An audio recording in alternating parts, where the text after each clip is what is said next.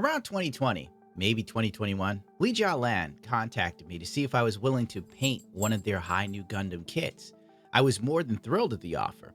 I was grateful even, as this was my favorite third-party brand, and as an American to receive this level of trust to do something, it meant something. YJL also posed a question to me not long after. Did I think plastic model kits would be favorable in the US? To which I replied yes. With the success of the Judge and the Takumi Studios Sinanju injected mold plastic conversion kit, the hyper-stylized designs that we were accustomed to were no longer limited to the skill gap of being a pro or semi-pro painter. A vast majority of Gunpla builders in the US, or maybe even the world, are snap builders. Einta Industries, which is a subdivision of YJL, is putting out this Sky Defender. They were behind the YJL Antennae Trident weapon set. The Sky Defender is the first of what could be many highly detailed plastic model kits. From what I understand, the Trident was not only highly detailed, but high quality, and I'm sure that will carry over into this model kit. But don't get me wrong, this is still a high-level kit. Think something like the perfect grade Unleashed levels of detail, but to the third power. This kit has 1,103 pieces. That's more than double the Bandai offerings. To kind of give you an idea of what you're dealing with. It also has double if not triple hinge joints in the legs and arms. I do like the overall clever design choices that hide seam lines, even in the inner frame, which by the way comes with 8 colors alone. This is truly an extremely detailed kit. The plastic color separation as well is something to be admired.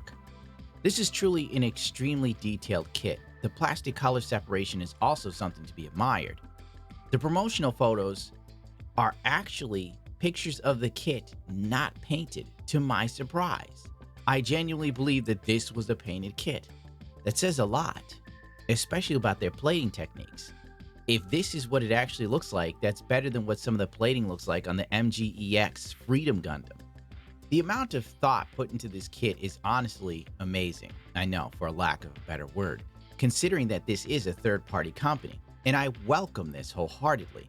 Bandai, honestly, at times is lazy.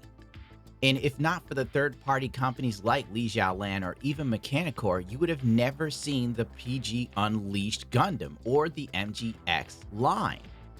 Competition breeds innovation, and it's just desperately needed in this hobby, if you ask me. This kit marries the over-the-top designs of garage kits with the luxury of a snap build, opening this side of the hobby to even the casual builder. I can't wait to see what they have in the future and how the industry for Gunpla is going to be pushed forward by creations such as this. And I'd also like to throw in this extra caveat, as I've said before, this is a plastic kit that you can snap build and actually be proud of. Even the base itself has tremendous levels of innovation. They've thought to come up with something that can support the overwhelming size of this kit, which is admirable.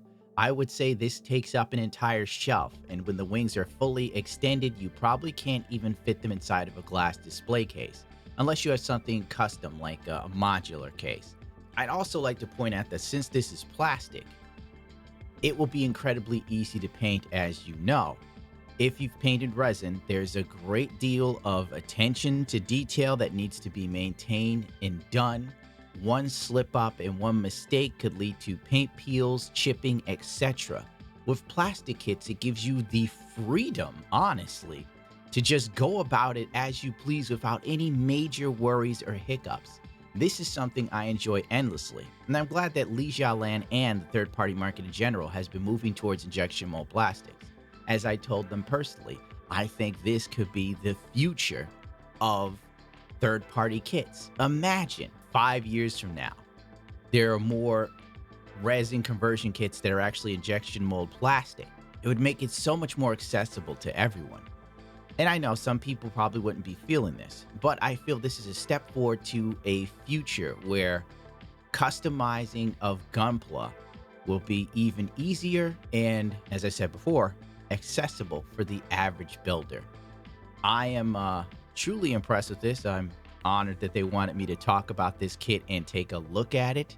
I can't wait to get my hands on it and see what I can do with it. There's so much detail here that if you were to actually dedicate yourself to painting it, the possibilities are genuinely almost limitless, which is good and bad because if you paint the kit and you like it, but then there's going to be a day where you might miss something and you look back and go, wow, I missed those pipes. Why didn't I sort of individually paint those?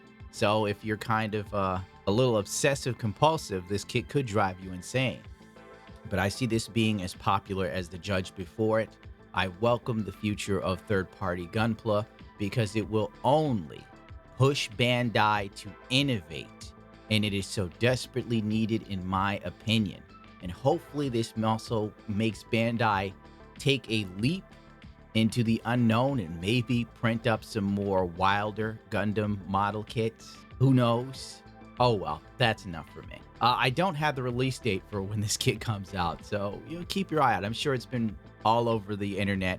I am actually 24 to 48 hours late on this. I'll be going now. But as the man who gave me my first airbrush said, do great things.